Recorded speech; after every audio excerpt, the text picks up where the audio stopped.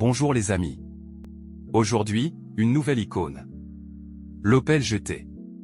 L'Opel GT a été dévoilé pour la première fois au public en 1965 sous forme de prototype au Salon de l'Automobile de Francfort.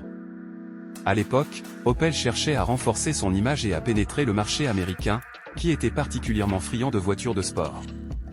Le prototype a immédiatement attiré l'attention grâce à son design élégant et ses lignes fluides. Conçue par le designer allemand Erhard Schnell, la GT affichait des traits inspirés des voitures de sport italiennes de l'époque, avec une carrosserie fastback, des phares rétractables et une ligne de toit fuyante. La première génération de la GT a été lancée en 1968.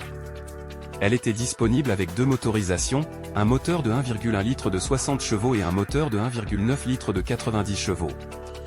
Ce dernier, un moteur à 4 cylindres en ligne, était basé sur l'unité motrice de la Opel Kadett, mais il avait été amélioré pour offrir des performances plus sportives.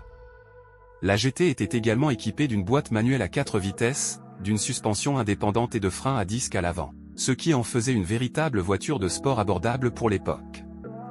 La GT a été un succès dès son lancement. Sa carrosserie distinctive, avec ses phares rétractables, a rapidement attiré l'attention et a contribué à sa notoriété. La GT a été surnommée Baby Corvette aux États-Unis en raison de sa ressemblance avec la Chevrolet Corvette de l'époque.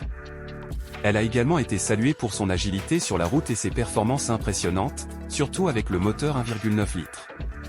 L'Opel GT a été bien accueillie aux États-Unis, où elle a contribué à renforcer la présence de la marque allemande sur le marché américain. La GT a été commercialisée par Buick, une filiale de General Motors, sous le nom de Buick Opel pour capitaliser sur le réseau de concessionnaires de GM. Cela a permis à l'Opel GT de bénéficier d'une meilleure visibilité aux États-Unis et a contribué à son succès commercial. Au cours de ces années de production, la GT a connu quelques évolutions de style mineur, mais son design caractéristique est resté inchangé. Cependant, malgré son succès et son attrait, la production de l'Opel G.T a pris fin en 1973 en raison de contraintes réglementaires en matière d'émissions et de sécurité aux États-Unis.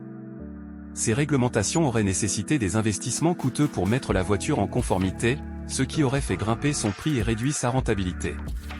Malgré sa production relativement courte, la GT a laissé une marque indélébile dans l'histoire de l'automobile.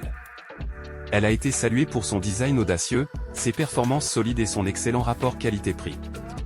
Aujourd'hui, les exemplaires bien entretenus de l'Opel GT sont devenus des objets de collection recherchés par les amateurs de voitures anciennes. Merci.